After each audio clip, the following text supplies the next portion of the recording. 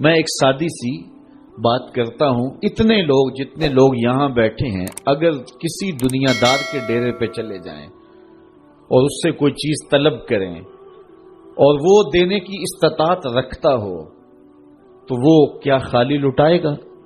وہ کہے گا اتنے لوگ آگے ہو تو ڈیرہ داری کی شان کے خلاف ہے کہ میں ان کو خالی لٹاؤں۔ تو جب یہ دنیا دار خالی نہیں لٹاتا تو رب کیسے خالی لٹائے گا؟ جب بندے اس کی دہلیز پہ چل کے آ جائیں تو وہ بندوں کی ضرورتوں کا کفیل ہے اور ان کے ہر درد کو جانتا ہے اور ان کی ضرورتوں کو پورا کرتا ہے۔ علماء نے کہا دعا ہر صورت قبول ہوتی ہے، یا تو یہ ہے کہ فوراً قبول ہو جاتی ہے، جو مانگا فوراً مل گیا، اور کبھی ایسا ہوتا ہے کہ فوراً نہیں ملتا، حکمت ہوتی ہے اور فوری دینا مناسب نہیں ہوتا تو اس کو فوری نہیں دیا جاتا، لیکن دعا بعد میں کچھ عرصے کے بعد اس کی ڈیمانڈ پوری کر دی جاتی ہے۔ اور کبھی ایسا ہوتا ہے نہ فوری دیا جاتا ہے نہ بدیر دیا جاتا ہے، اس دعا کو ذخیرہ کر لیا جاتا ہے اور حشر کے دن اس کا بدلہ دیا جائے گا۔ اور روایت میں آتا ہے حشر کے دن جب ان دعاؤں کا بدلہ دیا جائے گا جن کا بدلہ دنیا میں نہیں ملا تھا تو لوگ آرزو کریں کہ کاش کہ دنیا میں کوئی دعا قبول ہی نہ ہوئی ہوتی، سارے صلے آخرت میں ملتے۔ اللہ اکبر۔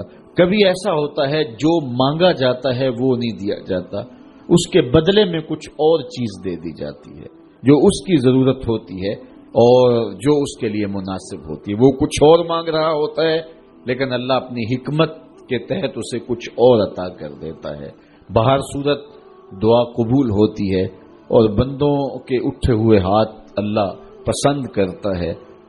آج یہ بھی بحث چلتی ہے نہیں مانگنا چاہیے، فلاں وقت میں نہیں مانگنا چاہیے، تو وہ کہتا ہے مجھ سے مانگو جب بھی مانگو، میرا دست کرم تمہیں دینے پہ آمادہ ہے۔ اور اگر کوئی نہیں مانگتا تو فرمایا کل ما یابو بکم ربی لولا دعاؤکم، اے محبوب فرما دو اگر یہ نہیں مانگیں گے تو اللہ بھی پرواہ نہیں کرے گا۔ مانگنا تمہاری ضرورت ہے، اگر تم مانگتے رہو گے تمہاری جھولیاں بھرتا رہے گا، اور اگر تمہیں اسے نہیں پکارو گے تو وہ بھی تمہاری پرواہ نہیں کرے گا۔ تو اس کے حضور دعائیں مانگو، اپنی آرزویں پیش کرو، اپنی تمنائیں اس کے حضور پیش کرو۔ اچھا دنیا داروں سے مانگیں تو اپنے لیے مانگتے ہیں، لیکن اللہ سے مانگو تو اپنے لیے بھی مانگو، اوروں کے لیے بھی مانگو۔ وہ کریم ہے، وہ دیتا ہے اور خوش ہو کے دیتا ہے، تو اس سے مانگو، اس سے جھولی پھیلاؤ۔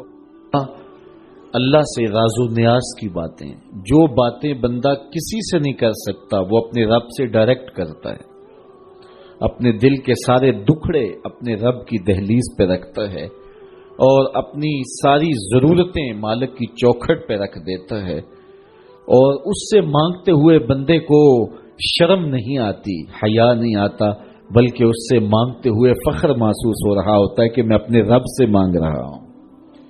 کسی اور سے مانگیں تو جھجک لگتی ہے، لیکن مالک سے مانگیں تو اپنائیت کا احساس ہوتا ہے کہ میں اس سے مانگ رہا ہوں، اس لیے کہ وہ ہمارا رب لگتا ہے، ہمارا اس سے ربط کتنا گہرا ہے۔ مسجد نبوی کا ایک کونا تھا اور ایک بندہ وہاں بیٹھ کے دعا مانگ رہا تھا۔ اس کے دعا کے لفظوں پہ غور کیجئے، اے اللہ میں تجھ سے اس لیے مانگتا ہوں کہ تو میرا اللہ ہے، تیرے علاوہ میرا ہے بھی تو کوئی نہیں۔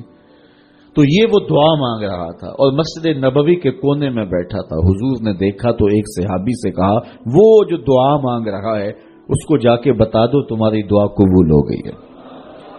وہ مانگ اس ڈھب سے رہا ہے۔ تو یہ دعا اپنے رب سے نیاز ہے، دعا خود عبادت ہے۔ جب تمہاری ضرورتوں کا کفیل وہ ہے تو پھر اس سے نہیں مانگیں گے تو کس سے مانگیں گے؟ اور جب اس سے بندہ مانگتا ہے تو پھر وہ مانگنے والے کی لاج بھی رکھتا ہے۔ ان ربکم حیی کریم یستحیی من عبدہ اذا رفع یدہ ان یردہما صفرا، تمہارا رب حیا کرنے والا کریم ہے، جب بندے اس کے سامنے ہاتھ پھیلا کے دعا مانگتے ہیں اللہ فرماتا ہے مجھے شرم آتی ہے ان کے اٹھے ہوئے ہاتھ خالی کیسے موڑوں۔ جب انہوں نے مجھ سے مانگا ہے تو میں نے بھی نہ دیا تو کون دے گا؟